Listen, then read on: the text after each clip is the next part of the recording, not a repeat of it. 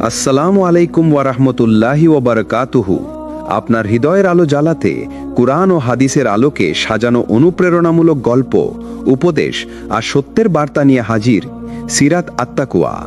যারা এখনও আমাদের চ্যানেলটি সাবস্ক্রাইব করেননি, সাবস্ক্রাইব করে নেবেন, যাতে আমাদের হৃদয়ের আলো জ্বালানো সব আলোচনা সবার আগে আপনার কাছে পৌঁছায়। প্রিয় ভাই ও বোনেরা, আমরা প্রায়ই জীবনকে নিয়ে হতাশ হয়ে যাই, ভাবি সব কিছু কেন আমার বিপরীতে যায়। কিন্তু মনে রাখুন, যা কিছু ঘটছে তা অনেক আগেই লিখে রাখা হয়েছে। আল্লাহ বলেন, আমি কিয়ামত আসার আগেই সব কিছু এক কিতাবে লিখে রেখেছি, নিশ্চয়ই এটা আল্লাহর জন্য সহজ। সূরা হাদিদ 22। ধরুন, এক তরুণ খুব চেষ্টা করছে একটি চাকরি পাওয়ার জন্যে।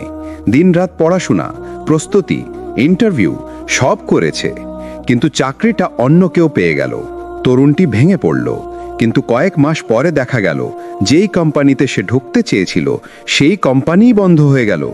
তখন সে বুঝল, আল্লাহ তাকে ব্যর্থ করেননি, বরং বিপদ থেকে বাঁচিয়েছেন। ভাগ্যের লেখা এমন কিছু যেটা কখনো মুছে যায় না। মানুষ চেষ্টা করবে, কিন্তু চূড়ান্ত ফলাফল সবসময় আল্লাহর হাতে। রাসূল সাল্লাল্লাহু আলাইহি ওয়াসাল্লাম বলেছেন, প্রত্যেক মানুষ জন্ম নেয়ার আগে তার রিজিক, তার মৃত্যু, তার কাজ এবং সে সুখী হবে না দুঃখী হবে সব কিছু লেখা হয়ে যায়। বুখারী ও মুসলিম। তাহলে কেন আমরা দুশ্চিন্তা করব? আমরা করব শুধু চেষ্টা, আর বাকিটা ছেড়ে দেব আল্লাহর হাতে। কারণ আল্লাহর লেখা আমাদের ক্ষতির জন্য নয়, বরং আমাদের কল্যাণের জন্যে। তাকদীর কেন বদলানো যায় না? আর দুয়া কিভাবে তাকদীরের ভেতরে কল্যাণ নিয়ে আসে? তাকদীর বদলায় না কেন? অনেকেই ভাবে, তাহলে আমি দুয়া করব কেন, চেষ্টা করব কেন, যদি সব কিছু লিখে রাখা থাকে?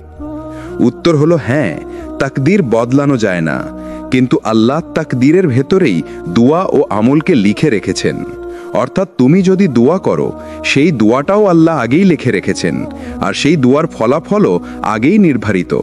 রাসূল সাল্লাল্লাহু আলাইহি ওয়াসাল্লাম বলেছেন, কোনো কিছুই তাকদীরকে প্রতিহত করতে পারে না, শুধুমাত্র দোয়া পারে।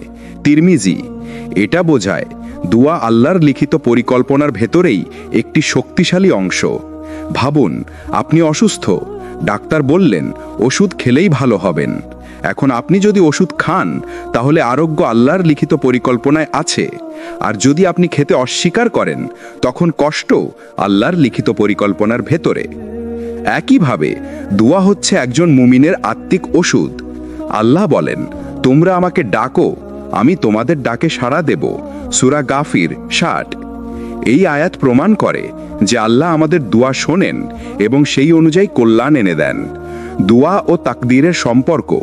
মনে রাখুন, আমরা কখনোই আল্লাহর লেখা থেকে বের হতে পারি না, তবে আমাদের দোয়া সেই লেখার ভিতরেই আমাদের জন্য রহমতের দরজা খুলে দেয়।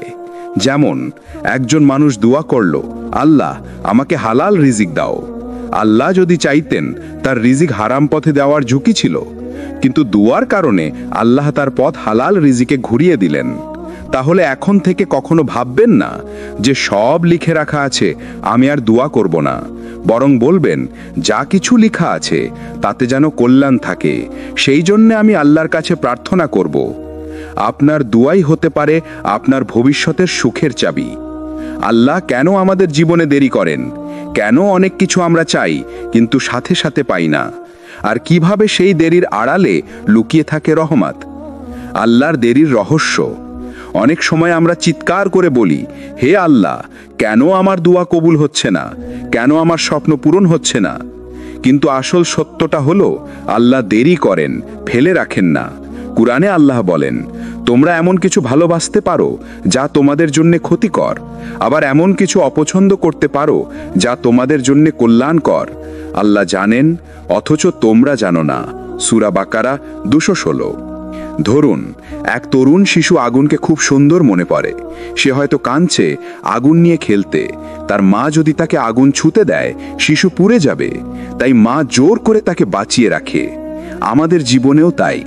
আমরা কোনো কিছু পেতে আকুল হই, কাঁদি, চাই, কিন্তু আল্লাহ জানেন সেটা হয়তো আমাদের জন্য ক্ষতিকর। তাই তিনি দেরি করেন বা অন্য কোনো পথে আমাদের কল্যাণ এনে দেন। রাসূল সাল্লাল্লাহু আলাইহি ওয়াসাল্লাম বলেছেন, আল্লাহর বান্দা যখন দোয়া করে, আল্লাহ তিনভাবে তার দোয়া কবুল করেন। সাথে সাথে যা চেয়েছে তা দিয়ে দেন, তার জন্য আরো ভালো কিছু লিখে দেন, অথবা তার থেকে কোনো বিপদ দূর করে দেন। মুসলিম। দেখলেন, আপনার দোয়া কখনোই নষ্ট হয় না, বরং হয় আপনার জীবনের সুখ, নয়তো বিপদ থেকে মুক্তির ঢাল হয়ে দাঁড়ায়। ভাই আমার, বোন আমার, আল্লাহর দেরি আসলে ধৈর্যের পরীক্ষা।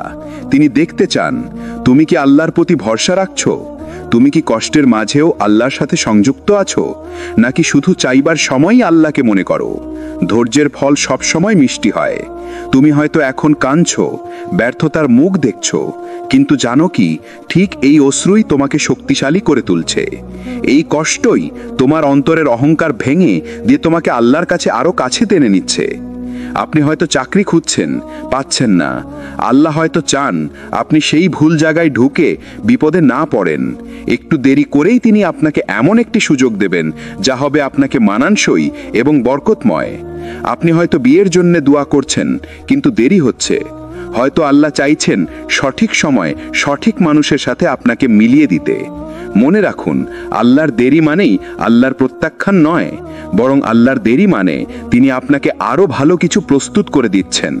তাই কখনো দোয়া করা বন্ধ করবেন না, কখনো হতাশ হবেন না, বরং বলবেন, হে আল্লাহ, আমি জানি তুমি দেরি করছো, কিন্তু তোমার দেরির আড়ালেই আমার রহমত আছে।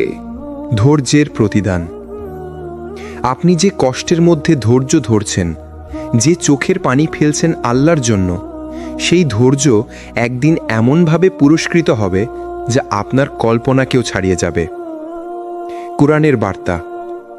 আল্লাহ তাআলা বলেন, নিশ্চয় ধৈর্যশীলদেরকে তাদের প্রতিদান পূর্ণভাবে দেয়া হবে, হিসাব ছাড়াই। সূরা জুমার 10। লক্ষ্য করুন, হিসাব ছাড়াই, অর্থাৎ আল্লাহ ধৈর্যের প্রতিদান দেবেন সীমাহীনভাবে। অন্য সব আমল হয়তো নির্দিষ্ট নিয়মে মাপা হবে, কিন্তু ধৈর্যের পুরস্কার আল্লাহ নিজ হাতে বাড়িয়ে দেবেন। ধৈর্যের পর প্রতিদান কেমন? ধৈর্য এমন এক জিনিস যা আমাদের বর্তমান সময়ে কষ্টকর মনে হয়, কিন্তু পরিণামে বিশাল সুখ এনে দেয়। ইউসুফ আলাইহিস সালামের গল্প। শৈশবে ভাইদের হিংসায় কূপে ফেলা হয়েছিলেন, দাস হয়ে বিক্রি হয়েছিলেন, কারাগারে বন্দী হয়েছিলেন, কিন্তু ধৈর্যের পর আল্লাহ তাকে মিশরের মন্ত্রী বানালেন। যারা তাকে কূপে ফেলেছিল তারাই পরে এসে তার কাছে সাহায্য চাইল। মরিয়াম আলাইহিস সালামের ধৈর্য। সমাজের কঠিন অভিযোগের মুখে একা দাঁড়িয়েছিলেন, কিন্তু আল্লাহ তার কোলে নবী ঈসা আলাইহিস সালামকে দিলেন। তার ধৈর্যই তাকে ইতিহাসে সর্বশ্রেষ্ঠ নারীদের একজন বানিয়ে দিল। রাসূল সাল্লাল্লাহু আলাইহি ওয়াসাল্লামের জীবন। তায়েফের রক্ত করা হলো, মক্কায় উপহাস করা হলো, প্রিয় চাচা আবু তালিবকে হারালেন, স্ত্রী খাদিজা রাদিয়াল্লাহু আনহাকে হারালেন, কিন্তু ধৈর্যের পর আল্লাহ তাকে রাহমাতুল্লিল আলামিন বানালেন। তার নাম আজ কোটি কোটি মানুষের জিহ্বায় দোয়া হিসাবে উচ্চারিত হয়। আমাদের জীবনের প্রতিফলন। আপনার কষ্ট হয়তো এখন অসহনীয় লাগছে, হয়তো আপনি অর্থকষ্টে আছেন, হয়তো মানুষ আপনাকে অপমান করছে, হয়তো দুনিয়ার দৌড়ে পিছিয়ে পড়েছেন, কিন্তু জানুন, যদি ধৈর্য ধরতে পারেন, আল্লাহ আপনাকে এমন প্রতিদান দেবেন যা আপনি স্বপ্নেও ভাবেননি। রাসূল সাল্লাল্লাহু আলাইহি ওয়াসাল্লামের হাদিস। রাসূল সাল্লাল্লাহু আলাইহি ওয়াসাল্লাম বলেছেন, মুমিনের কোনো ক্লান্তি, রোগ, উদ্বেগ, দুঃখ, কষ্ট, এমনকি একটি কাঁটার খোঁচাও যদি তার উপর ধৈর্য ধারণ করে, তাহলে আল্লাহ তার গুনাহ মাফ করে দেন। বুখারী ও মুসলিম। অর্থাৎ আপনার ধৈর্য শুধু ভবিষ্যতের প্রতিদানই আনে না, বরং বর্তমানের গুনাহও ধুয়ে ফেলে। ধৈর্য কখনো সহজ নয়, কিন্তু মনে রাখবেন, আল্লাহর দেরি আসলে আল্লাহর প্রস্তুতি। তিনি আপনাকে বড় কিছুর জন্য তৈরি করছেন। যেমন একটি বীজ মাটির নিচে অন্ধকারে চাপা পড়ে থাকে, ভিজে যায়, ফেটে যায়, তখন মনে হয় সে ধ্বংস হয়ে যাচ্ছে, কিন্তু কিছুদিন পর সেই বীজ থেকে সবুজ গাছ জন্ম নেয়, ফুল ফোটে, ফল ধরে। আপনার ধৈর্যও তাই। আজ আপনি হয়তো ভেঙে পড়েছেন, অন্ধকারে আছেন, কিন্তু আগামীকাল আল্লাহর রহমতে আপনি দাঁড়াবেন আলোয়। ভাই আমার, বোন আমার, ধৈর্যের পুরস্কার কখনো ছোট হয় না। তাই আজই আপনার অন্তরকে বলুন, আমি হাল ছাড়ব না, আমি ধৈর্য ধরব, কারণ আমার প্রতিদান আল্লাহর কাছে সংরক্ষিত। কষ্টের আড়ালে লুকানো রহমত। আপনি যে বিপদ, ব্যর্থতা কিংবা অশ্রু পাহাড়ের মধ্যে আছেন জানেন কি? তার ভেতরেই রয়েছে এক অদৃশ্য দয়া, এক লুকানো রহমত, যা আল্লাহ আপনাকে দেখাতে চান ধৈর্যের পর। আল্লাহর ঘোষণা, কুরআনে আল্লাহ তাআলা বলেন, নিশ্চয়ই কষ্টের সাথে রয়েছে স্বস্তি, নিশ্চয়ই কষ্টের সাথে রয়েছে স্বস্তি। সূরা আল ইনসিরা 9-10। লক্ষ্য করুন, এখানে আল্লাহ দুবার বলেছেন কষ্টের সাথে স্বস্তি আছে। কষ্টের পর স্বস্তি নয়, বরং কষ্টের সাথেই স্বস্তি। অর্থাৎ প্রতিটি দুঃখের বুকের ভিতরেই একটি লুকানো রহমত বসানো থাকে। ইউনুস আলাইহিসসালামের কাহিনী। তিনি অন্ধকার সমুদ্রের গভীরে মাছের পেটে বন্দী। চারপাশে শুধু আধার, সমুদ্রের অন্ধকার, রাতের অন্ধকার আর মাছের ভিতরের অন্ধকার। কিন্তু সেই কষ্টের ভিতরেই তিনি শিখলেন আল্লাহর দিকে কিভাবে কান্না ভরা দোয়া করতে হয়। সেই অন্ধকারই তাকে নবুয়তের ময়দানে আলোকিত করে তুলল। মুসলমানরা তখন মনে করেছিল এটি এক ধরনের পরাজয়, কিন্তু সেই পরাজয়ের ভিতরেই ছিল এক মহাজয়। কারণ হুদাইবিয়ার পর ইসলাম দ্রুত ছড়িয়ে পড়ল, হাজার হাজার মানুষ ঈমান গ্রহণ করল। আপনার নিজের জীবনে ভাবুন, কোনো চাকরি হারিয়ে হয়তো আপনি হতাশ হয়েছিলেন, কোনো সম্পর্ক ভেঙে হয়তো আপনি কেঁদেছিলেন, কিন্তু সেই ভাঙনের ভিতরেই হয়তো আল্লাহ রেখেছেন নতুন সূচনা, নতুন সুখ, নতুন দরজা। রাসূল সাল্লাল্লাহু আলাইহি ওয়াসাল্লাম বলেছেন, যদি আল্লাহ কারোর মঙ্গল চান তবে তিনি তাকে দুঃখ কষ্টে পরীক্ষা করেন। বুখারী ও মুসলিম। অর্থাৎ কষ্ট মানেই ধ্বংস নয়, কষ্ট মানেই আল্লাহ আপনাকে আরও কাছাকাছি ডাকছেন। কষ্ট আসলে আল্লাহর রহমতের নিদর্শন, যদিও আমাদের চোখে তখন তা বোঝা যায় না। ভাবুন তো, একজন শিশু যখন চিকিৎসকের কাছে ইনজেকশন নিতে যায়, সে কাঁদে, চিৎকার করে, ভাবে আমাকে কষ্ট দেয়া হচ্ছে, কিন্তু মা জানেন এটি আসলে তার জন্য উপকার। তেমনি আপনার জীবনের ইনজেকশনগুলো যা আপনাকে ব্যথা দেয়, সেগুলো আসলে আপনার আত্মার জন্য ওষুধ। মুমিনের প্রতিক্রিয়া। মুমিন মানুষ কষ্টের সময় কি বলে? আলহামদুলিল্লাহ, ইন্না লিল্লাহি ওয়া ইন্না ইলাইহি রাজিউন। সে জানে কষ্টের আড়ালে রহমত আছে, সে জানে এটাই আল্লাহর প্ল্যান। ভাই আমার, বোন আমার, আজ যদি আপনার চোখের পানি বয়ে যায়, যদি মনে হয় আপনার জীবন থমকে গেছে, তাহলে মনে রাখুন এটাই শেষ নয়। আল্লাহর লেখা এখনো শেষ হয়নি। হয়তো এই অশ্রুর ভিতরেই আল্লাহ রাখছেন এক নতুন আলো, এক নতুন আশীর্বাদ, এক নতুন রহমত। কখনো কি ভেবে দেখেছেন, মানুষ সব কিছু পরিকল্পনা করে, হিসাব করে, স্বপ্ন আঁকে, কিন্তু সেই পরিকল্পনার মাঝেই হঠাৎ এমন কিছু ঘটে যায় যা তার মাথাতেই ছিল না। একজন মানুষ হয়তো চাকরির ইন্টারভিউ দিতে যাচ্ছে, মনে মনে সব প্রস্তুতি, কিন্তু ঠিক সেই সকালে অসুস্থ হয়ে গেল। আরেকজন হয়তো পরীক্ষার হলে বসেছে, কিন্তু প্রশ্নপত্র আসলো একেবারেই ভিন্ন, যা সে কল্পনাও করেনি। কেউ হয়তো ভেবেছিল এই বছরেই বিয়ে করবে, কিন্তু ভাগ্যের লেখায় বিলম্ব হলো। এই সব কিছু কেন হয়? কারণ ভাগ্যের লেখা, কদর এমন কিছু যা কখনো মুছে যায় না।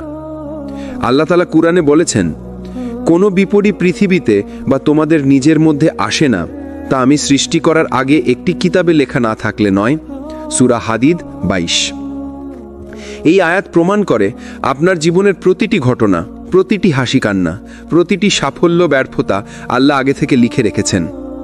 মানুষ ভাবে সে যদি আর একটু চেষ্টা করত তাহলে হয়তো ভালো হতো, কিন্তু না, চেষ্টা অবশ্যই জরুরি, তবে তার ফলাফল নির্ধারণ করেন আল্লাহ। রাসূলুল্লাহ সাল্লাল্লাহু আলাইহি ওয়াসাল্লাম বলেছেন, যা তোমাকে আঘাত করেছে তা তোমাকে এড়াতে পারত না, আর যা তোমাকে এড়িয়ে গেছে তা কখনো তোমাকে আঘাত করতে পারত না। তিরমিজি। এটা শোনার পর মানুষ হয়তো ভাববে, তাহলে চেষ্টা করার কি দরকার?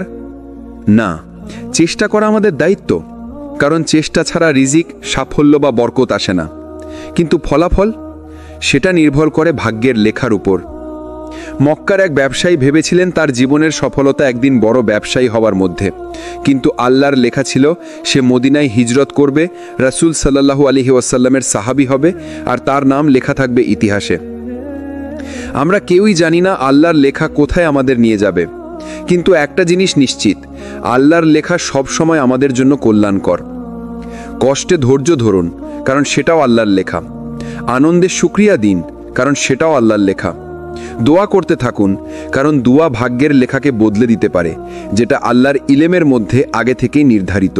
দোয়া কি ভাগ্য কি বদলে দেয়? এই প্রশ্নের উত্তর হলো হ্যাঁ, দোয়া ভাগ্যের লেখাকে প্রভাবিত করে। তবে কিভাবে? আল্লাহ তাআলা বলেছেন, আল্লাহ যাকে ইচ্ছা মুছে দেন এবং যাকে ইচ্ছা প্রতিষ্ঠিত করেন, আর তার কাছে আছে মূল কিতাব। সূরা আর-রাদ ৩৯। অর্থাৎ আল্লাহর কাছে এমন এক লাওহে মাহফুজ আছে যেখানে সবকিছু আগে থেকেই লেখা, কিন্তু সেই লেখা থেকে কিছু অংশ দোয়ার মাধ্যমে পরিবর্তিত হতে পারে, যা আল্লাহর জ্ঞানের মধ্যেই ছিল। রাসূল সাল্লাল্লাহু আলাইহি ওয়াসাল্লামের বাণী। রাসূলুল্লাহ সাল্লাল্লাহু আলাইহি ওয়াসাল্লাম বলেছেন, দোয়া ছাড়া আর কিছুই ভাগ্যকে বদলাতে পারে না। তিরমিহি। এখানেই রহস্য। দোয়া হলো সেই চাবি যা আল্লাহর লেখা সেরা পরিকল্পনাকে মানুষের জীবনে বাস্তব করে তোলে। ধরুন, একজন মানুষ অসুস্থ, তার ভাগ্যে হয়তো লেখা আছে দীর্ঘ অসুস্থতা, কিন্তু সে যদি আল্লাহর কাছে দোয়া করে, হে আল্লাহ, আমাকে শিফা দিন, আমাকে সহজ করে দিন, তাহলে হয়তো আল্লাহ সেই অসুস্থতাকে সংক্ষিপ্ত করে দেবেন। একজন মানুষ হয়তো রিজিক নিয়ে চিন্তায়, কিন্তু সে দোয়া করে, হে আল্লাহ, আমার রিজিককে হালাল ও বরকতময় করে দিন, তাহলে আল্লাহ তার ভাগ্যে নতুন রাস্তা খুলে দেন। দোয়া কখনো ফালতু হয় না। 3 ভাবে দোয়ার জবাব আসে। আল্লাহ দোয়া কবুল করেন সাথে সাথে, আল্লাহ দোয়া মুলতবি রাখেন, উপযুক্ত সময়ে দেন, অথবা আল্লাহ দোয়ার বিনিময়ে কোনো বিপদকে দূর করে দেন। অর্থাৎ দোয়া করলে কখনোই আপনি ক্ষতিগ্রস্ত হন না। কদরের ভেতর দোয়ার রহস্য। ভাগ্যের মূল কাঠামো আল্লাহর ইলমে নির্ধারিত, কিন্তু দোয়ার মাধ্যমে সেই ভাগ্য বদলানো আল্লাহর পরিকল্পনার অংশ। অর্থাৎ আপনি যখন দোয়া করছেন, তখনও আল্লাহ আগে থেকেই জানতেন আপনি দোয়া করবেন এবং সেই অনুযায়ী আপনাকে উত্তম কিছু লিখে দিয়েছেন। তাহলে আমরা কেন দোয়া করব না? দোয়া হলো একজন মুমিনের সবচেয়ে বড় অস্ত্র, আর যে দোয়া করে না সে যেন নিজের ভাগ্যকে নিজেই সংকুচিত করে রাখছে। যখন জিহ্বা চুপ থাকে কিন্তু হৃদয় আল্লাহর সাথে কথা বলে। কোরআনে অনেক বান্দার কথা বলা হয়েছে যারা তাদের দোয়া মুখে প্রকাশ করতে পারেননি। যেমন জাকারিয়া আলাইহিস সালাম যখন সন্তানের জন্য দোয়া করেছিলেন, তিনি তার রবকে ধীর স্বরে ডাকলেন। সূরা মারিয়াম ৩। এখানে ধীর স্বর মানে শুধু ঠোঁট নাড়ানোই নয়, বরং অন্তরের কান্না। নীরব দোয়ার রহস্য। কখনো কখনো মানুষ এমন অবস্থায় পড়ে যেখানে জিহ্বা দিয়ে আর কিছু বলা যায় না।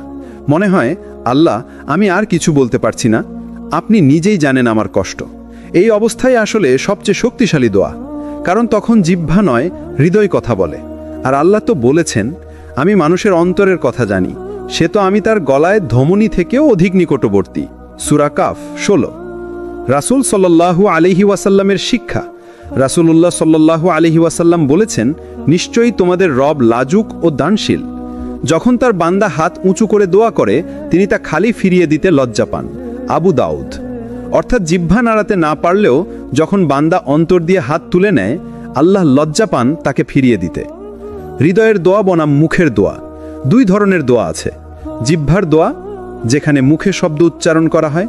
হৃদয়ের দোয়া, যেখানে শুধু অন্তর কান্না করে আর আল্লাহ তা শোনেন। হৃদয়ের দোয়া কখনো মিথ্যা হয় না, কারণ হৃদয়ের ব্যথা সাজানো যায় না, লুকানো যায় না। কখনো কখনো আপনার চারপাশের মানুষ বুঝবে না আপনি কতটা কষ্টে আছেন। আপনি হয়তো কারো কাছে কিছু বলতেও পারবেন না, কিন্তু মনে রাখবেন, চুপ থেকেও আপনি আল্লাহর কাছে বলতে পারেন, কারণ দোয়া শব্দের মাধ্যমে নয়, বরং হৃদয়ের কান্নার মাধ্যমেও পৌঁছে যায়। কেন আল্লাহ কখনো কখনো দেরি করেন দোয়া কবুল করতে? কোরআনের শিক্ষা। আল্লাহ বলেন, মানুষ দুর্বিপাকে পড়লে আমাকে ডাকতে থাকে, বসে, দাঁড়িয়ে কিংবা শুয়ে, কিন্তু আমি যখন বিপদ দূর করি তখন সে এমন চলে যায় যেন কখনো কোনো কষ্টে আমাকে ডাকেইনি। সূরা ইউনুস ১২।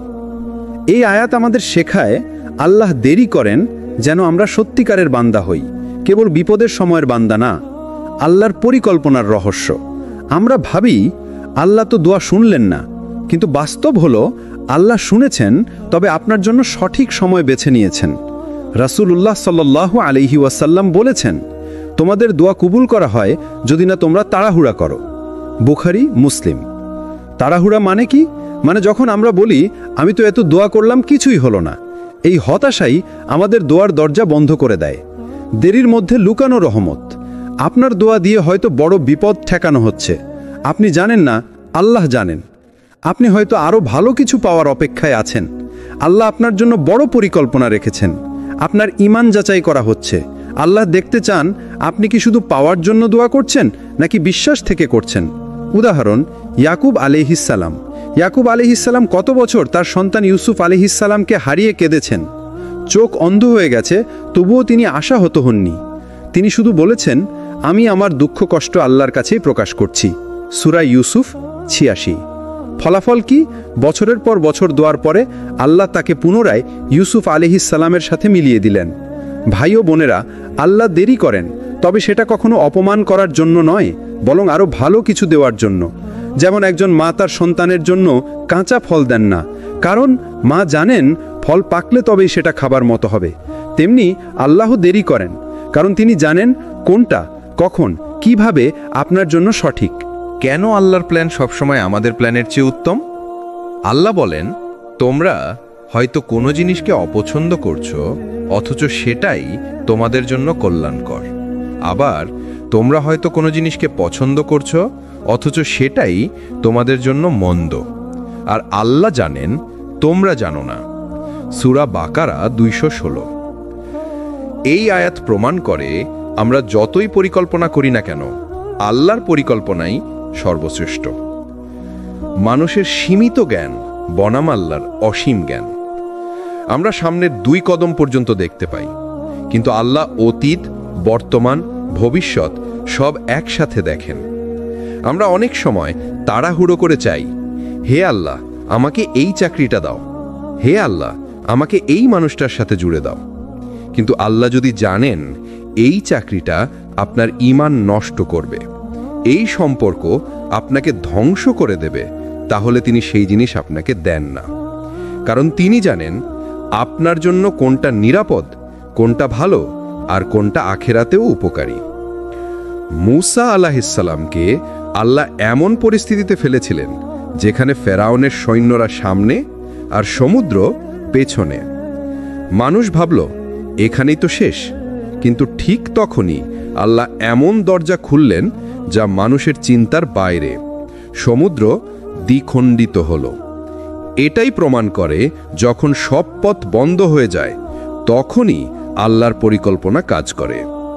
হয়তো আপনি ভেবেছেন এই চাকরি না পেলে আমি শেষ, কিন্তু কয়েক মাস পরই আল্লাহ এমন একটা চাকরি দিলেন যেটা আপনাকে সম্মান, সুখ আর শান্তি এনে দিল। হয়তো আপনি কেঁদেছেন, এই সম্পর্ক ভেঙে গেল, আমার জীবন শেষ, কিন্তু আল্লাহ হয়তো সেই সম্পর্ক ভেঙে দিয়ে আপনাকে এমন কাউকে দিয়েছেন যে আপনাকে প্রকৃত অর্থে সুখী করবে। ভাই ও বোনেরা, মনে রাখবেন আল্লাহর প্ল্যান সব সময় সেরা। কখনো দেরি মনে হবে, কখনো কঠিন মনে হবে, কিন্তু শেষে বুঝবেন যেটা আপনি হারালেন সেটা আসলে আপনার জন্য ক্ষতিকর ছিল, আর যেটা পেলেন সেটা আপনার ঈমান আর জীবনের জন্য কল্যাণকর ছিল। আল্লাহর প্ল্যান সব সময় আমাদের জন্য সেরা। কিন্তু আজকেরই পর্বে আমরা আলোচনা করব কিভাবে ধৈর্য ধরে আল্লাহর পরিকল্পনার জন্য অপেক্ষা করতে হয়। ধৈর্যের অর্থ, ধৈর্য মানে শুধু কাদা বা চুপ করে বসে থাকা নয়। ধৈর্য মানে হলো নিজেকে আল্লাহর হাতে সমর্পণ করা, আল্লাহর হুকুম মানা, কষ্টের মাঝেও হার না মানা। আল্লাহ কুরআনে বলেছেন, নিশ্চয়ই আল্লাহ ধৈর্যশীলদের সাথেই আছেন। সূরা বাকারা 153। এখানে আল্লাহ প্রতিশ্রুতি দিয়েছেন, যদি আপনি ধৈর্যশীল হন তবে আল্লাহ আপনাকে একা ছেড়ে দিবেন না, তিনি আপনার সাথে থাকবেন। ধৈর্য ধরা মানে কি? ধৈর্য মানে হচ্ছে পরীক্ষার সময় নামাজ না ছাড়ানো, বিপদে পড়ে মানুষের কাছে নয় আল্লাহর কাছে অভিযোগ করা, কষ্ট পেয়ে বলার বদলে আল্লাহর কাছে সিজদা করে কান্না করা। রাসূলুল্লাহ সাল্লাল্লাহু আলাইহি ওয়াসাল্লাম বলেছেন, ধৈর্য হলো প্রথম আঘাতের মুহূর্তে। বুখারী ও মুসলিম। অর্থাৎ যখন হঠাৎ বিপদ আসে তখনই যদি আপনি আল্লাহর নাম নেন, সেটাই আসল ধৈর্য। উদাহরণ, ইয়াকুব আলাইহিসসালাম। ইয়াকুব আলাইহিসসালাম তার প্রিয় ছেলে ইউসুফ আলাইহিসসালামকে হারিয়েছিলেন, কিন্তু তিনি কখনো হতাশ হননি। তিনি বলেছিলেন, আমি শুধু আল্লাহর কাছেই আমার দুঃখ ও কষ্ট প্রকাশ করি। সূরা ইউসুফ ৮৬। বছরের পর বছর অপেক্ষার পর আল্লাহ তাকে ইউসুফ আলাইহিসসালামের সাথে আবার মিলিত করেছিলেন। এটা প্রমাণ করে ধৈর্য কখনো বৃথা যায় না। হয়তো আপনি চান দ্রুত রিজিক বেড়ে যাক, কিন্তু আল্লাহ হয়তো দেরি করছেন কারণ তিনি আপনাকে হালাল ও পরিশুদ্ধ রিজিক দিতে চান। হয়তো আপনি চান একটা সমস্যা এখনই শেষ হয়ে যাক, কিন্তু আল্লাহ সেই সমস্যার মাধ্যমে আপনার হৃদয় নরম করছেন, আপনাকে সিজদায় ফিরিয়ে আনছেন। মনে রাখবেন, যা দেরি মনে হচ্ছে সেটাই আসলে আপনার জীবনের জন্য বরকতময় শিক্ষা। ভাই ও বোনেরা, কখনো হতাশ হবেন না। আপনার প্রতিটি দোয়া, প্রতিটি কান্না, প্রতিটি ধৈর্য আল্লাহর কাছে সংরক্ষিত আছে, এবং একদিন আপনি নিজেই বলবেন যে সেই কষ্ট না এলে আজকের সুখ আমি পেতাম না। আমরা প্রায় বলি, হায় যদি এটা না ঘটতো, যদি ওভাবে হতো, আমার জীবন বদলে যেত। কিন্তু আসলে কি তাই? না, আল্লাহর লিখিত ভাগ্য কোনো দিন মুছে যায় না।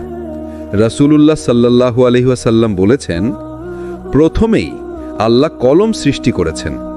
তিনি কলমকে বললেন, লিখো। কলম জিজ্ঞেস করল, কি লিখব? আল্লাহ বললেন, কিয়ামত পর্যন্ত যা কিছু ঘটবে সব লিখো। তিরমিজি। অর্থাৎ আপনি আজ যে শ্বাস নিচ্ছেন, যে অশ্রু ফেলছেন, যে সিজদায় লুটাচ্ছেন, সব কিছু আগে থেকেই লিখিত। কিন্তু প্রশ্ন হলো, আমরা কি তাহলে পুতুল? আমাদের চেষ্টার কোনো দাম নেই? না, ইসলাম আমাদের শিখিয়েছে চেষ্টা করা আমাদের দায়িত্ব, আর ফলাফল আল্লাহর হাতে। কুরআনে আল্লাহ বলেন, মানুষের জন্য সেই চেষ্টা আছে যা সে করেছে। সূরা নাজম ৩৯।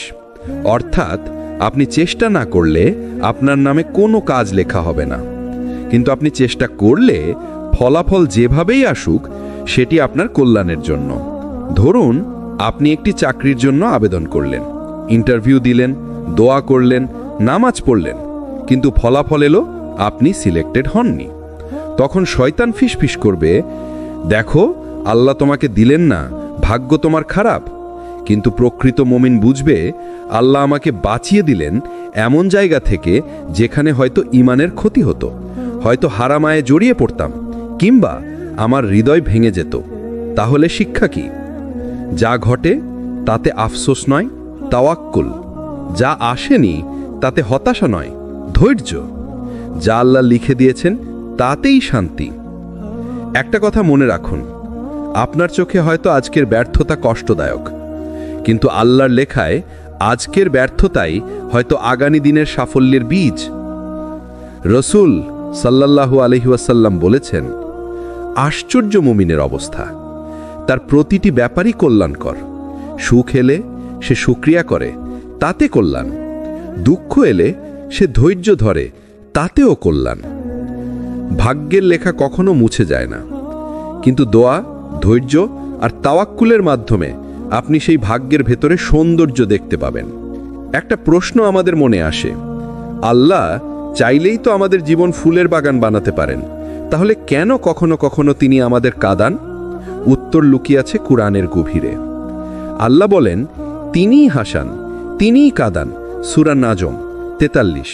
অর্থাৎ কান্নাও আল্লাহর নিয়ন্ত্রণে। কিন্তু কেন তিনি কাঁদান? কারণ কান্নার ভেতরেই আছে রহমতের দরজা। কান্না হলো নরম হৃদয়ের পরিচয়। রাসূলুল্লাহ সাল্লাল্লাহু আলাইহি ওয়াসাল্লাম বলেছেন, যার চোখ আল্লাহর ভয়ে অশ্রু ফেলে, সেই চোখকে আল্লাহ জাহান্নামের আগুন থেকে হারাম করে দেবেন। অর্থাৎ আপনার যে অশ্রু, সেটি বিফলে যায় না। মানুষ হয়তো দেখে না, বুঝতে পারে না, কিন্তু আসমানের ফেরেশতারা সেই অশ্রু রেকর্ড করে রাখে। আপনি হয়তো রাতের বেলা সিজদায় পড়ে কাঁদলেন, হে আল্লাহ, আমি আর পারছি না। মানুষ জানল না, বন্ধুরা দেখল না, কেউ বুঝল না, কিন্তু আসমান কেঁপে উঠল আপনার কান্নায়, কারণ সেই কান্না পৌঁছালো আল্লাহর দরবারে। কেন? কান্নাই রহমতের দরজা। কান্না হৃদয়ের অহংকার ভেঙে দেয়। কান্না আপনাকে দোয়ার কাছে নিয়ে যায়। কান্না আপনাকে মানুষের নয়, আল্লাহর উপর ভরসা করতে শেখায়। কান্না পাপকে গলিয়ে ফেলে, যেমন লবণ পানি গলিয়ে ফেলে। এক মা তার সন্তানের কান্না শুনে দৌড়ে যায়, তাহলে যিনি ৭০ জন মায়ের চেয়েও বেশি দয়ালু, তিনি কি আপনার কান্নায় দৌড়ে আসবেন না? আল্লাহর রহমত এত বিশাল যে হয়তো আপনার এক ফোঁটা অশ্রুই আপনার ভাগ্যের কঠিন লেখা বদলে দেয়। আপনি জানেন না, কিন্তু আল্লাহ জানেন। কান্নাকে দুর্বলতা ভাববেন না। এটা আপনার ঈমানের চিহ্ন। এটা আপনার আল্লাহর সাথে সম্পর্কের প্রমাণ। তাহলে কান্নার পর কি করবেন? দোয়া করবেন, তাওয়াক্কুল করবেন, আর বিশ্বাস করবেন আল্লাহ আপনার অশ্রু অপচয় হতে দেন না। এমন সময় নিশ্চয় আপনার জীবনে এসেছে যখন সবকিছু বন্ধ মনে হয়েছে। চাকরির দরজা বন্ধ, রিজিকের রাস্তা বন্ধ, মানুষের সাহায্য বন্ধ, এমনকি নিজের পরিবারও বুঝতে পারেনি আপনাকে। ঠিক তখনই মনে হয়েছে আমার তো আর কোনো পথ নেই। কিন্তু ভুলবেন না, দুনিয়ার দরজা বন্ধ হওয়া মানে শেষ নয়, বরং সেটাই হলো আল্লাহর পরীক্ষা। আপনি কি আসমানের দিকে তাকাবেন নাকি মানুষের দিকে হাত বাড়াবেন? আসমানের দরজা সবসময় খোলা থাকে।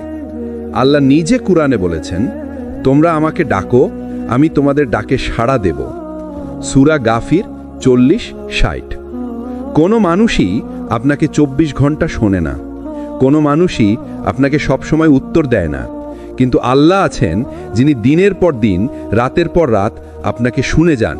একটা দৃশ্য কল্পনা করুন, আপনি সিজদায় পড়ে কাঁদছেন, আপনার চোখের পানি গড়িয়ে মাটিতে পড়ছে, কেউ জানছে না, কেউ দেখছে না, কিন্তু আসমানের দরজা খুলে যাচ্ছে। ফেরেশতারা আপনার দোয়া আল্লাহর কাছে তুলে দিচ্ছে, আর আল্লাহ যিনি আরশের উপরে, তিনি শোনেন, তিনি দেরি করেন কিন্তু ফিরিয়ে দেন না। কেন দুনিয়ার দরজা বন্ধ হয়? যাতে আপনি বুঝতে পারেন একমাত্র রাস্তা আল্লাহর দিকে, যাতে আপনার অহংকার ভেঙে যায়, যাতে আপনার দোয়া আরও গভীর হয়।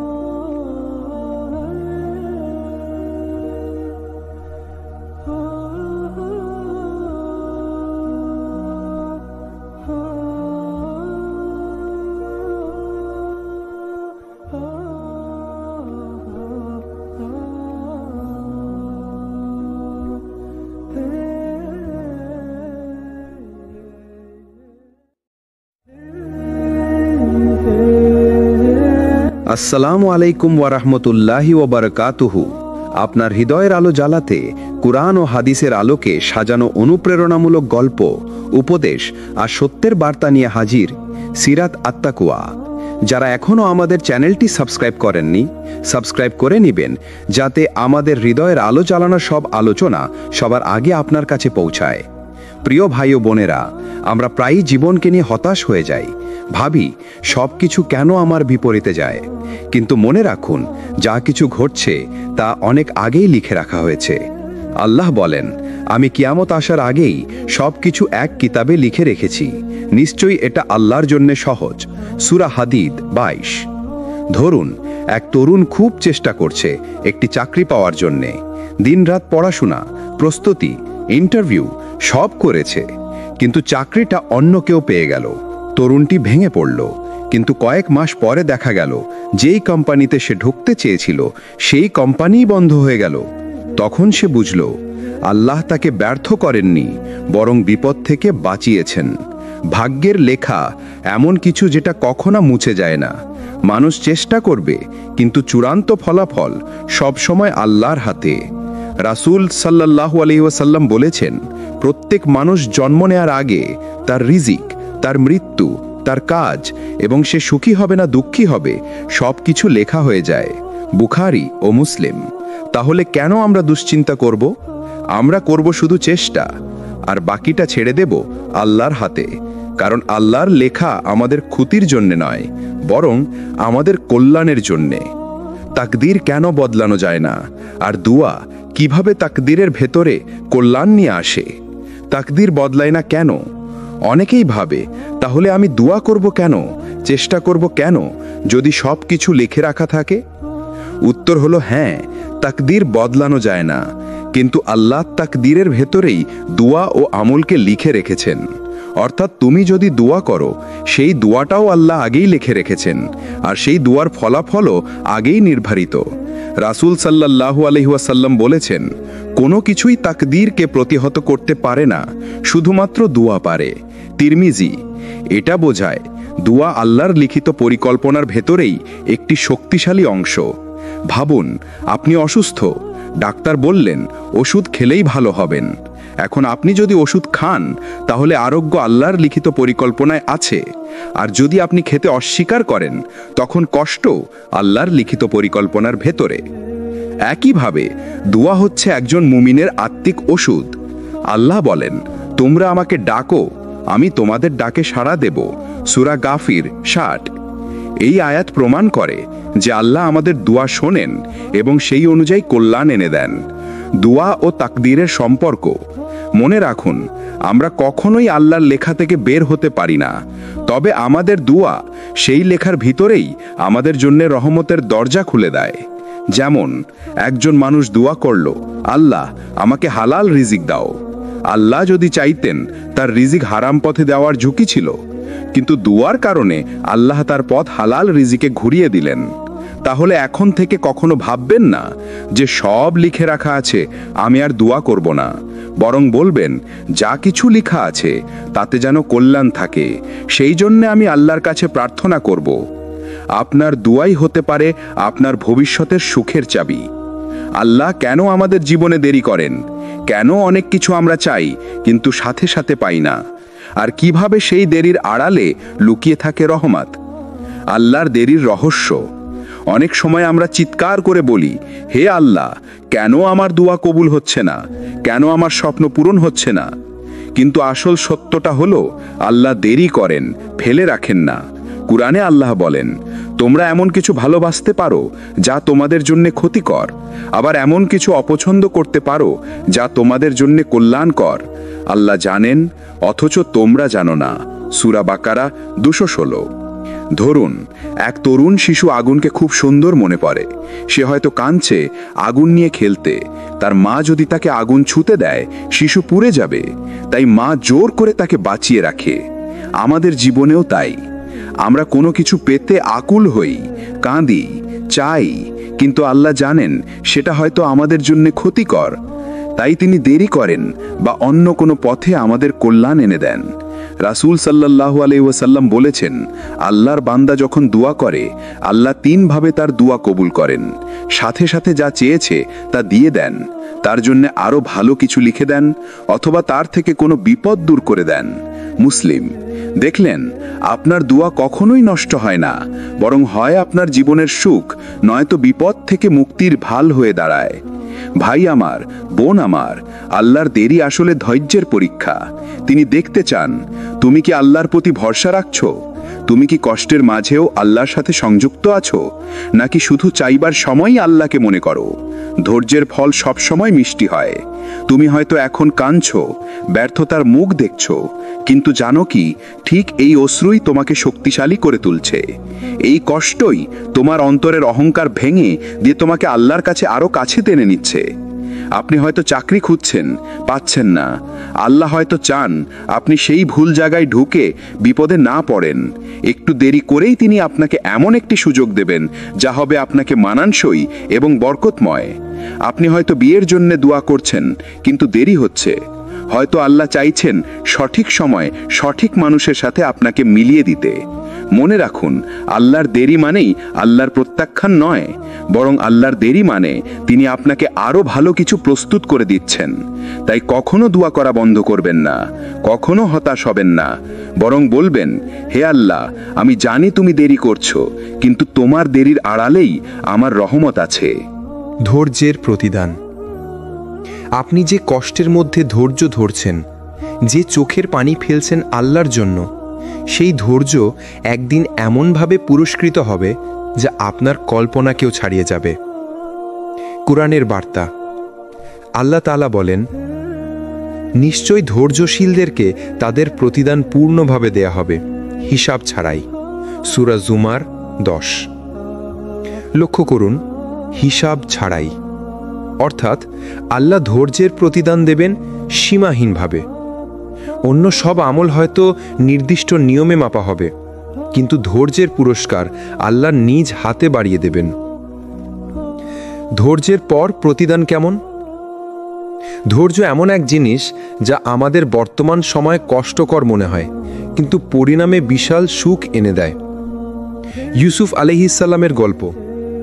শৈশবে ভাইদের হিংসায় কূপে ফেলা হয়েছিলেন, দাস হয়ে বিক্রি হয়েছিলেন, কারাগারে বন্দী হয়েছিলেন, কিন্তু ধৈর্যের পর আল্লাহ তাকে মিশরের মন্ত্রী বানালেন।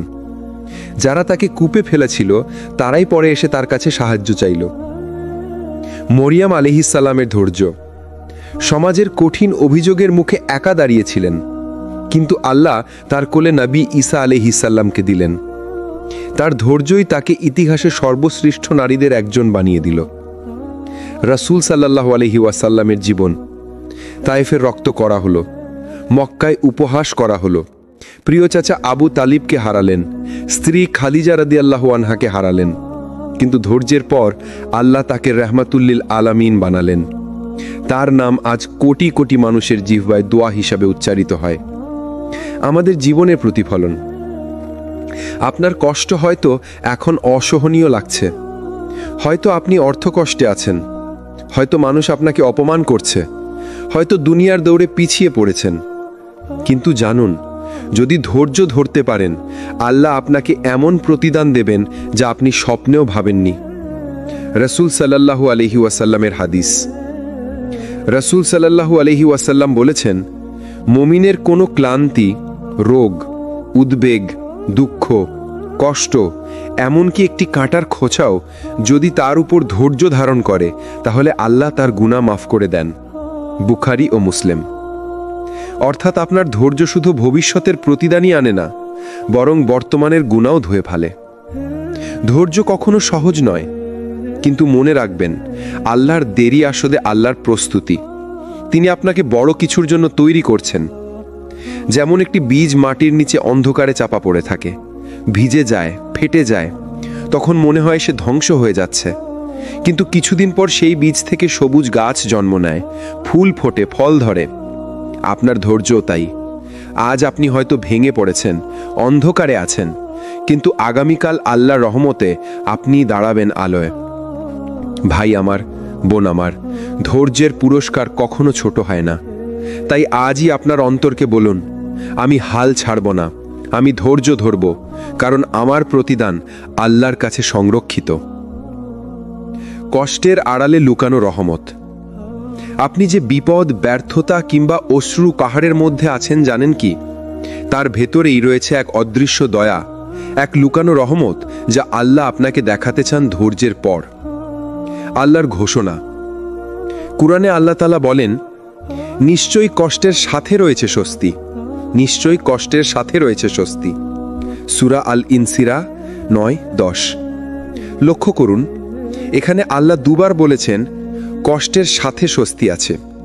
কষ্টের পর স্বস্তি নয়, বরং কষ্টের সাথেই স্বস্তি। অর্থাৎ প্রতিটি দুঃখের বুকের ভিতরেই একটি লুকানো রহমত বসানো থাকে। ইউনুস আলাইহিসসালামের কাহিনী। তিনি অন্ধকার সমুদ্রের গভীরে মাছের পেটে বন্দী। চারপাশে শুধু আধার, সমুদ্রের অন্ধকার, রাতের অন্ধকার আর মাছের ভিতরের অন্ধকার। কিন্তু সেই কষ্টের ভিতরেই তিনি শিখলেন আল্লাহর দিকে কিভাবে কান্না ভরা দোয়া করতে হয়। সেই অন্ধকারই তাকে নবুয়তের ময়দানে আলোকিত করে তুলল। মুসলমানরা তখন মনে করেছিল এটি এক ধরনের পরাজয়, কিন্তু সেই পরাজয়ের ভিতরেই ছিল এক মহাজয়। কারণ হুদাইবিয়ার পর ইসলাম দ্রুত ছড়িয়ে পড়ল, হাজার হাজার মানুষ ঈমান গ্রহণ করল। আপনার নিজের জীবনে ভাবুন, কোনো চাকরি হারিয়ে হয়তো আপনি হতাশ হয়েছিলেন, কোনো সম্পর্ক ভেঙে হয়তো আপনি কেঁদেছিলেন, কিন্তু সেই ভাঙনের ভিতরেই হয়তো আল্লাহ রেখেছেন নতুন সূচনা, নতুন সুখ, নতুন দরজা। রাসূল সাল্লাল্লাহু আলাইহি ওয়াসাল্লাম বলেছেন, যদি আল্লাহ কারোর মঙ্গল চান তবে তিনি তাকে দুঃখ কষ্টে পরীক্ষা করেন। বুখারী ও মুসলিম। অর্থাৎ কষ্ট মানেই ধ্বংস নয়, কষ্ট মানেই আল্লাহ আপনাকে আরও কাছাকাছি ডাকছেন। কষ্ট আসলে আল্লাহর রহমতের নিদর্শন, যদিও আমাদের চোখে তখন তা বোঝা যায় না। ভাবুন তো, একজন শিশু যখন চিকিৎসকের কাছে ইনজেকশন নিতে যায়, সে কাঁদে, চিৎকার করে, ভাবে আমাকে কষ্ট দেয়া হচ্ছে, কিন্তু মা জানেন এটি আসলে তার জন্য উপকার। তেমনি আপনার জীবনের ইনজেকশনগুলো যা আপনাকে ব্যথা দেয়, সেগুলো আসলে আপনার আত্মার জন্য ওষুধ। মুমিনের প্রতিক্রিয়া।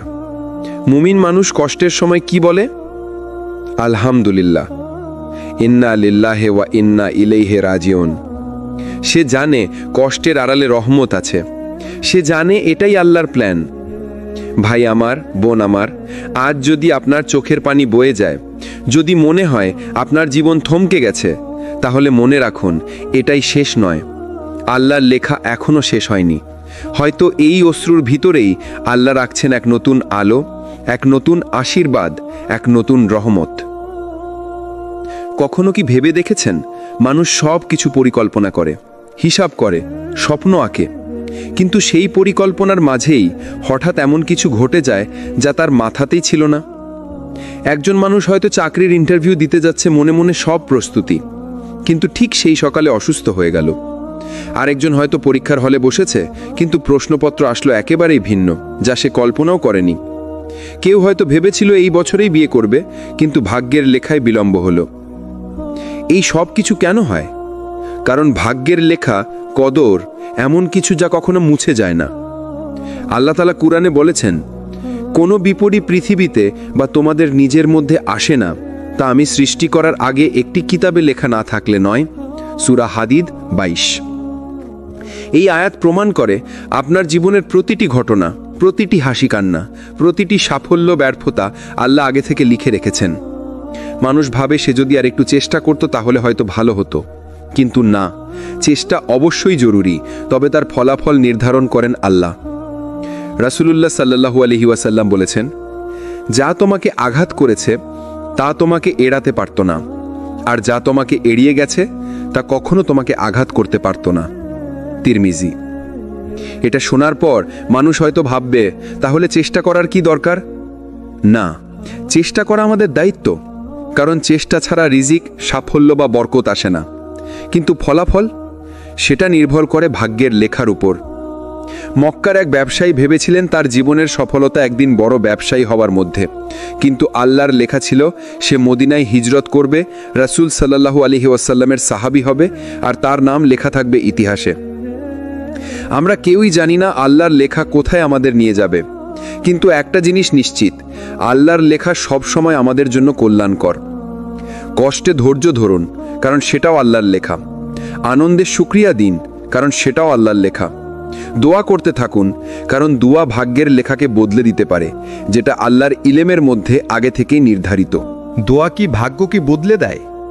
এই প্রশ্নের উত্তর হলো হ্যাঁ, দোয়া ভাগ্যের লেখাকে প্রভাবিত করে। তবে কিভাবে? আল্লাহ তাআলা বলেছেন, আল্লাহ যাকে ইচ্ছা মুছে দেন এবং যাকে ইচ্ছা প্রতিষ্ঠিত করেন, আর তার কাছে আছে মূল কিতাব। সূরা আর-রাদ ৩৯। অর্থাৎ আল্লাহর কাছে এমন এক লাওহে মাহফুজ আছে যেখানে সব কিছু আগে থেকেই লেখা, কিন্তু সেই লেখা থেকে কিছু অংশ দোয়ার মাধ্যমে পরিবর্তিত হতে পারে, যা আল্লাহর জ্ঞানের মধ্যেই ছিল। রাসূল সাল্লাল্লাহু আলাইহি ওয়াসাল্লামের বাণী। রাসূলুল্লাহ সাল্লাল্লাহু আলাইহি ওয়াসাল্লাম বলেছেন, দোয়া ছাড়া আর কিছুই ভাগ্যকে বদলাতে পারে না। তিরমিহি। এখানেই রহস্য। দোয়া হলো সেই চাবি যা আল্লাহর লেখা সেরা পরিকল্পনাকে মানুষের জীবনে বাস্তব করে তোলে। ধরুন, একজন মানুষ অসুস্থ, তার ভাগ্যে হয়তো লেখা আছে দীর্ঘ অসুস্থতা, কিন্তু সে যদি আল্লাহর কাছে দোয়া করে, হে আল্লাহ, আমাকে শিফা দিন, আমাকে সহজ করে দিন, তাহলে হয়তো আল্লাহ সেই অসুস্থতাকে সংক্ষিপ্ত করে দেবেন।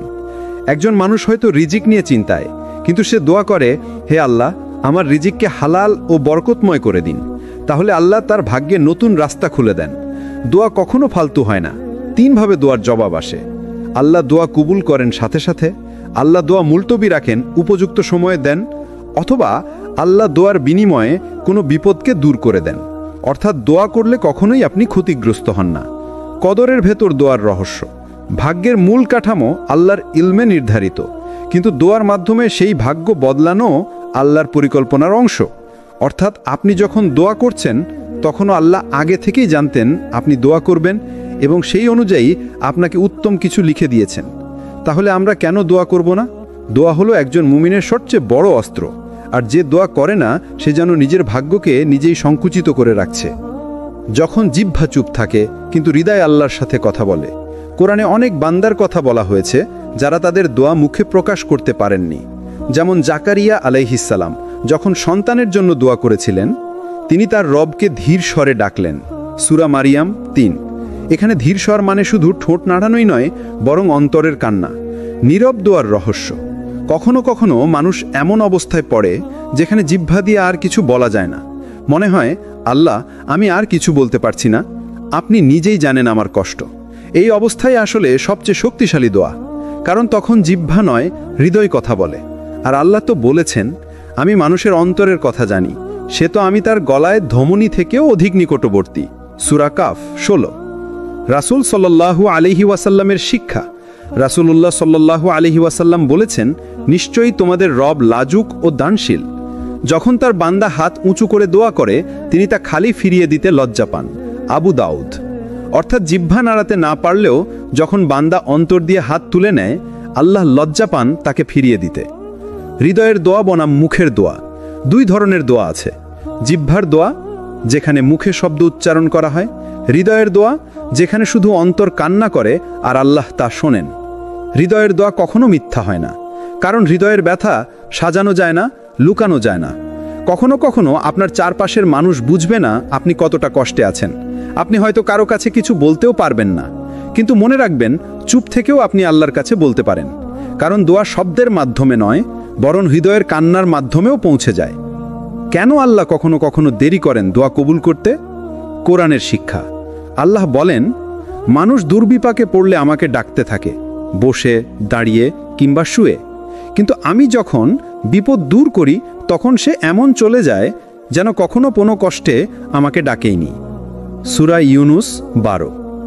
এই আয়াত আমাদের শেখায়, আল্লাহ দেরি করেন যেন আমরা সত্যিকারের বান্দা হই, কেবল বিপদের সময়ের বান্দা না। আল্লাহর পরিকল্পনার রহস্য। আমরা ভাবি আল্লাহ তো দোয়া শুনলেন না, কিন্তু বাস্তব হলো আল্লাহ শুনেছেন, তবে আপনার জন্য সঠিক সময় বেছে নিয়েছেন। রাসূলুল্লাহ সাল্লাল্লাহু আলাইহি ওয়াসাল্লাম বলেছেন, তোমাদের দোয়া কবুল করা হয় যদি না তোমরা তাড়াহুড়া করো। বুখারী, মুসলিম। তাড়াহুড়া মানে কি? মানে যখন আমরা বলি, আমি তো এত দোয়া করলাম, কিছুই হলো না। এই হতাশাই আমাদের দোয়ার দরজা বন্ধ করে দেয়। দেরির মধ্যে লুকানো রহমত। আপনার দোয়া দিয়ে হয়তো বড় বিপদ ঠেকানো হচ্ছে, আপনি জানেন না, আল্লাহ জানেন। আপনি হয়তো আরও ভালো কিছু পাওয়ার অপেক্ষায় আছেন। আল্লাহ আপনার জন্য বড় পরিকল্পনা রেখেছেন। আপনার ঈমান যাচাই করা হচ্ছে। আল্লাহ দেখতে চান আপনি কি শুধু পাওয়ার জন্য দোয়া করছেন নাকি বিশ্বাস থেকে করছেন। উদাহরণ, ইয়াকুব আলাইহিসসালাম। ইয়াকুব আলাইহিসসালাম কত বছর তার সন্তান ইউসুফ আলাইহিসসালামকে হারিয়ে কেঁদেছেন। চোখ অন্ধ হয়ে গেছে, তবুও তিনি আশাহত হননি। তিনি শুধু বলেছেন, আমি আমার দুঃখ কষ্ট আল্লাহর কাছেই প্রকাশ করছি। সূরা ইউসুফ 86। ফলাফল কি? বছরের পর বছর দোয়ার পরে আল্লাহ তাকে পুনরায় ইউসুফ আলাইহিসসালামের সাথে মিলিয়ে দিলেন। ভাই ও বোনেরা, আল্লাহ দেরি করেন, তবে সেটা কখনো অপমান করার জন্য নয়, বরং আরও ভালো কিছু দেওয়ার জন্য। যেমন একজন মা তার সন্তানের জন্য কাঁচা ফল দেন না, কারণ মা জানেন ফল পাকলে তবেই সেটা খাবার মতো হবে। তেমনি আল্লাহ দেরি করেন, কারণ তিনি জানেন কোনটা, কখন, কিভাবে আপনার জন্য সঠিক। কেন আল্লাহর প্ল্যান সবসময় আমাদের প্ল্যানের চেয়ে উত্তম? আল্লাহ বলেন, তোমরা হয়তো কোনো জিনিসকে অপছন্দ করছো, অথচ সেটাই তোমাদের জন্য কল্যাণকর। আবার তোমরা হয়তো কোনো জিনিসকে পছন্দ করছো, অথচ সেটাই তোমাদের জন্য মন্দ। আর আল্লাহ জানেন, তোমরা জানো না। সূরা বাকারা 216। এই আয়াত প্রমাণ করে, আমরা যতই পরিকল্পনা করি না কেন, আল্লাহর পরিকল্পনাই সর্বশ্রেষ্ঠ। মানুষের সীমিত জ্ঞান বনাম আল্লাহর অসীম জ্ঞান। আমরা সামনের 2 কদম পর্যন্ত দেখতে পাই, কিন্তু আল্লাহ অতীত, বর্তমান, ভবিষ্যৎ সব একসাথে দেখেন। আমরা অনেক সময় তাড়াহুড়ো করে চাই, হে আল্লাহ আমাকে এই চাকরিটা দাও, হে আল্লাহ আমাকে এই মানুষটার সাথে জুড়ে দাও। কিন্তু আল্লাহ যদি জানেন এই চাকরিটা আপনার ঈমান নষ্ট করবে, এই সম্পর্ক আপনাকে ধ্বংস করে দেবে, তাহলে তিনি সেই জিনিস আপনাকে দেন না। কারণ তিনি জানেন আপনার জন্য কোনটা নিরাপদ, কোনটা ভালো, আর কোনটা আখেরাতেও উপকারী। মূসা আলাইহিসসালামকে আল্লাহ এমন পরিস্থিতিতে ফেলেছিলেন যেখানে ফেরাউনের সৈন্যরা সামনে আর সমুদ্র পেছনে। মানুষ ভাবল এখানেই তো শেষ, কিন্তু ঠিক তখনই আল্লাহ এমন দরজা খুললেন যা মানুষের চিন্তার বাইরে। সমুদ্র দ্বিখণ্ডিত হল। এটাই প্রমাণ করে, যখন সব পথ বন্ধ হয়ে যায় তখনই আল্লাহর পরিকল্পনা কাজ করে। হয়তো আপনি ভেবেছেন এই চাকরি না পেলে আমি শেষ। কিন্তু কয়েক মাস পরই আল্লাহ এমন একটা চাকরি দিলেন যেটা আপনাকে সম্মান, সুখ আর শান্তি এনে দিল। হয়তো আপনি কেঁদেছেন, এই সম্পর্ক ভেঙে গেল, আমার জীবন শেষ। কিন্তু আল্লাহ হয়তো সেই সম্পর্ক ভেঙে দিয়ে আপনাকে এমন কাউকে দিয়েছেন যে আপনাকে প্রকৃত অর্থে সুখী করবে। ভাই ও বোনেরা, মনে রাখবেন, আল্লাহর প্ল্যান সব সময় সেরা। কখনো দেরি মনে হবে, কখনো কঠিন মনে হবে, কিন্তু শেষে বুঝবেন যেটা আপনি হারালেন সেটা আসলে আপনার জন্য ক্ষতিকর ছিল, আর যেটা পেলেন সেটা আপনার ঈমান আর জীবনের জন্য কল্যাণকর ছিল। আল্লাহর প্ল্যান সব সময় আমাদের জন্য সেরা। কিন্তু আজকেরই পর্বে আমরা আলোচনা করব কিভাবে ধৈর্য ধরে আল্লাহর পরিকল্পনার জন্য অপেক্ষা করতে হয়। ধৈর্যের অর্থ, ধৈর্য মানে শুধু কাদা বা চুপ করে বসে থাকা নয়। ধৈর্য মানে হলো নিজেকে আল্লাহর হাতে সমর্পণ করা, আল্লাহর হুকুম মানা, কষ্টের মাঝেও হার না মানা। আল্লাহ কুরআনে বলেছেন, নিশ্চয়ই আল্লাহ ধৈর্যশীলদের সাথেই আছেন। সূরা বাকারা 153। এখানে আল্লাহ প্রতিশ্রুতি দিয়েছেন, যদি আপনি ধৈর্যশীল হন তবে আল্লাহ আপনাকে একা ছেড়ে দিবেন না, তিনি আপনার সাথে থাকবেন। ধৈর্য ধরা মানে কি? ধৈর্য মানে হচ্ছে পরীক্ষার সময় নামাজ না ছাড়ানো, বিপদে পড়ে মানুষের কাছে নয় আল্লাহর কাছে অভিযোগ করা, কষ্ট পেয়ে বলার বদলে আল্লাহর কাছে সিজদা করে কান্না করা। রাসূলুল্লাহ সাল্লাল্লাহু আলাইহি ওয়াসাল্লাম বলেছেন, ধৈর্য হলো প্রথম আঘাতের মুহূর্তে। বুখারী ও মুসলিম। অর্থাৎ যখন হঠাৎ বিপদ আসে তখনই যদি আপনি আল্লাহর নাম নেন, সেটাই আসল ধৈর্য। উদাহরণ, ইয়াকুব আলাইহিসসালাম। ইয়াকুব আলাইহিসসালাম তার প্রিয় ছেলে ইউসুফ আলাইহিসসালামকে হারিয়েছিলেন, কিন্তু তিনি কখনো হতাশ হননি। তিনি বলেছিলেন, আমি শুধু আল্লাহর কাছেই আমার দুঃখ ও কষ্ট প্রকাশ করি। সূরা ইউসুফ 86। বছরের পর বছর অপেক্ষার পর আল্লাহ তাকে ইউসুফ আলাইহিসসালামের সাথে আবার মিলিত করেছিলেন। এটা প্রমাণ করে ধৈর্য কখনো বৃথা যায় না। হয়তো আপনি চান দ্রুত রিজিক বেড়ে যাক, কিন্তু আল্লাহ হয়তো দেরি করছেন কারণ তিনি আপনাকে হালাল ও পরিশুদ্ধ রিজিক দিতে চান। হয়তো আপনি চান একটা সমস্যা এখনই শেষ হয়ে যাক, কিন্তু আল্লাহ সেই সমস্যার মাধ্যমে আপনার হৃদয় নরম করছেন, আপনাকে সিজদায় ফিরিয়ে আনছেন। মনে রাখবেন, যা দেরি মনে হচ্ছে সেটাই আসলে আপনার জীবনের জন্য বরকতময় শিক্ষা। ভাই ও বোনেরা, কখনো হতাশ হবেন না। আপনার প্রতিটি দোয়া, প্রতিটি কান্না, প্রতিটি ধৈর্য আল্লাহর কাছে সংরক্ষিত আছে, এবং একদিন আপনি নিজেই বলবেন যে সেই কষ্ট না এলে আজকের সুখ আমি পেতাম না। আমরা প্রায় বলি, হায় যদি এটা না ঘটতো, যদি ওভাবে হতো, আমার জীবন বদলে যেত। কিন্তু আসলে কি তাই? না, আল্লাহর লিখিত ভাগ্য কোনো দিন মুছে যায় না। রাসূলুল্লাহ সাল্লাল্লাহু আলাইহি ওয়াসাল্লাম বলেছেন, প্রথমেই আল্লাহ কলম সৃষ্টি করেছেন। তিনি কলমকে বললেন, লিখো। কলম জিজ্ঞেস করল, কি লিখব?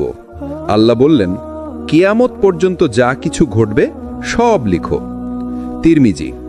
অর্থাৎ আপনি আজ যে শ্বাস নিচ্ছেন, যে অশ্রু ফেলছেন, যে সিজদায় লুটাচ্ছেন, সব কিছু আগে থেকেই লিখিত।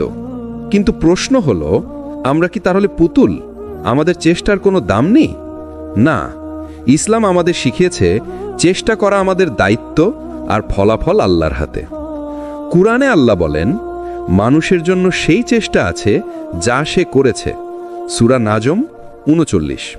অর্থাৎ আপনি চেষ্টা না করলে আপনার নামে কোনো কাজ লেখা হবে না, কিন্তু আপনি চেষ্টা করলে ফলাফল যেভাবেই আসুক সেটি আপনার কল্যাণের জন্য। ধরুন, আপনি একটি চাকরির জন্য আবেদন করলেন, ইন্টারভিউ দিলেন, দোয়া করলেন, নামাজ পড়লেন, কিন্তু ফলাফল এলো আপনি সিলেক্টেড হননি।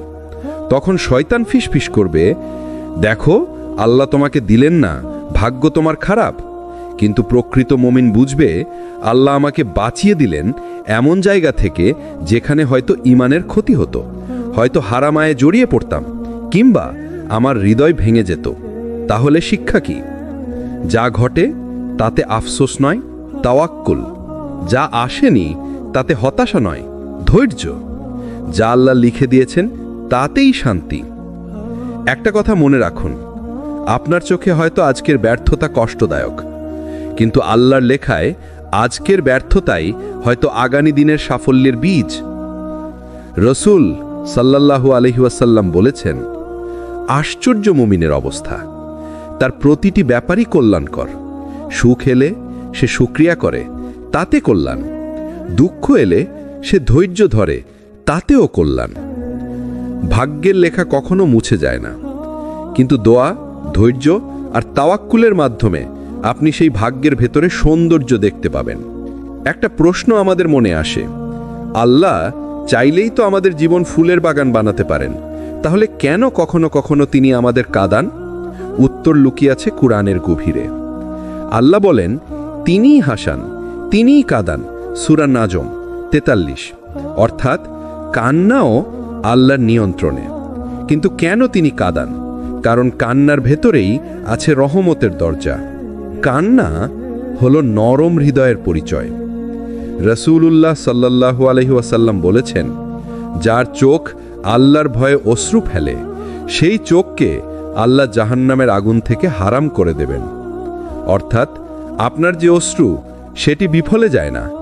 মানুষ হয়তো দেখে না, বুঝতে পারে না, কিন্তু আসমানের ফেরেশতারা সেই অশ্রু রেকর্ড করে রাখে। আপনি হয়তো রাতের বেলা সিজদায় পড়ে কাঁদলেন, হে আল্লাহ, আমি আর পারছি না। মানুষ জানল না, বন্ধুরা দেখল না, কেউ বুঝল না, কিন্তু আসমান কেঁপে উঠল আপনার কান্নায়, কারণ সেই কান্না পৌঁছালো আল্লাহর দরবারে। কেন? কান্নাই রহমতের দরজা। কান্না হৃদয়ের অহংকার ভেঙে দেয়। কান্না আপনাকে দোয়ার কাছে নিয়ে যায়। কান্না আপনাকে মানুষের নয়, আল্লাহর উপর ভরসা করতে শেখায়। কান্না পাপকে গলিয়ে ফেলে, যেমন লবণ পানি গলিয়ে ফেলে। এক মা তার সন্তানের কান্না শুনে দৌড়ে যায়, তাহলে যিনি ৭০ জন মায়ের চেয়েও বেশি দয়ালু, তিনি কি আপনার কান্নায় দৌড়ে আসবেন না? আল্লাহর রহমত এত বিশাল যে হয়তো আপনার এক ফোঁটা অশ্রুই আপনার ভাগ্যের কঠিন লেখা বদলে দেয়। আপনি জানেন না, কিন্তু আল্লাহ জানেন। কান্নাকে দুর্বলতা ভাববেন না, এটা আপনার ঈমানের চিহ্ন, এটা আপনার আল্লাহর সাথে সম্পর্কের প্রমাণ। তাহলে কান্নার পর কি করবেন? দোয়া করবেন, তাওয়াক্কুল করবেন, আর বিশ্বাস করবেন আল্লাহ আপনার অশ্রু অপচয় হতে দেন না। এমন সময় নিশ্চয় আপনার জীবনে এসেছে যখন সবকিছু বন্ধ মনে হয়েছে। চাকরির দরজা বন্ধ, রিজিকের রাস্তা বন্ধ, মানুষের সাহায্য বন্ধ, এমনকি নিজের পরিবারও বুঝতে পারেনি আপনাকে। ঠিক তখনই মনে হয়েছে, আমার তো আর কোনো পথ নেই। কিন্তু ভুলবেন না, দুনিয়ার দরজা বন্ধ হওয়া মানে শেষ নয়, বরং সেটাই হলো আল্লাহর পরীক্ষা। আপনি কি আসমানের দিকে তাকাবেন নাকি মানুষের দিকে হাত বাড়াবেন? আসমানের দরজা সবসময় খোলা থাকে। আল্লাহ নিজে কুরআনে বলেছেন, তোমরা আমাকে ডাকো, আমি তোমাদের ডাকে সাড়া দেব। সূরা গাফির 40-60। কোনো মানুষই আপনাকে 24 ঘন্টা শোনে না, কোনো মানুষই আপনাকে সবসময় উত্তর দেয় না, কিন্তু আল্লাহ আছেন যিনি দিনের পর দিন, রাতের পর রাত আপনাকে শুনে যান। একটা দৃশ্য কল্পনা করুন, আপনি সিজদায় পড়ে কাঁদছেন, আপনার চোখের পানি গড়িয়ে মাটিতে পড়ছে, কেউ জানছে না, কেউ দেখছে না, কিন্তু আসমানের দরজা খুলে যাচ্ছে। ফেরেশতারা আপনার দোয়া আল্লাহর কাছে তুলে দিচ্ছে, আর আল্লাহ যিনি আরশের উপরে, তিনি শোনেন, তিনি দেরি করেন কিন্তু ফিরিয়ে দেন না। কেন দুনিয়ার দরজা বন্ধ হয়? যাতে আপনি বুঝতে পারেন একমাত্র রাস্তা আল্লাহর দিকে, যাতে আপনার অহংকার ভেঙে যায়, যাতে আপনার দোয়া আরও গভীর হয়,